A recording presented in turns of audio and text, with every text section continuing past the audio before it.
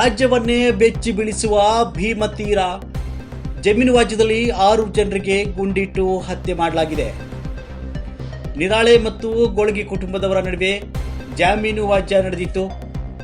ಈ ಸಣ್ಣ ಪುಟ್ಟ ಗಲಾಟೆ ವಾಜ್ಯ ಈಗ 6 ಜನರನ್ನ ಗುಂಡಿಟ್ಟು ಹತ್ಯೆ ಮಾಡುವ ತನಕ ಹೋಗಿದೆ. ಗೋಳಗಿ ಕುಟುಂಬದಿಂದ ನಡೆದಿರುವಂತಹ ಹತ್ಯಾಕಾಂಡ ಇದು. ವಿಜಯಪುರ ಜಿಲ್ಲೆ ಚಡಚಣದ ಗೋವಿಂದಪುರದಲ್ಲಿ ಈ ಕೃತ್ಯ ನಡೆದಿರುವಂಥದ್ದು. ಅಪ್ಪುಗೌಡ ಮತ್ತು ಸಹಚರರು ಸೇರಿ ಈ ದುಷ್ಕೃತ್ಯವನ್ನು ನಡೆಸಿದ್ದಾರೆ. ರಾಜ್ಯವನ್ನೇ ಬೆಚ್ಚಿ ಬೀಳಿಸುವ ಭೀಮತೀರ.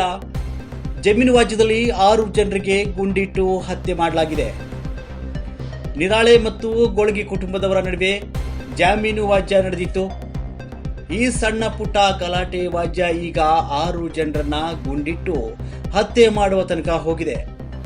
ಗೋಳಗಿ ಕುಟುಂಬದಿಂದ ನಡೆದಿರುವಂತಹ ಹತ್ಯಾಕಾಂಡ ಇದು. ವಿಜಯಪುರ ಜಿಲ್ಲೆ ಚಡಚಣದ ಗೋವಿಂದಪುರದಲ್ಲಿ ಈ ಕೃತ್ಯ ನಡೆದಿರುವಂಥದ್ದು. ಅಪ್ಪುಗೌಡ ಮತ್ತು ಸಹಚರರು ಸೇರಿ ಈ ದುಷ್ಕೃತ್ಯವನ್ನು ನಡೆಸಿದ್ದಾರೆ.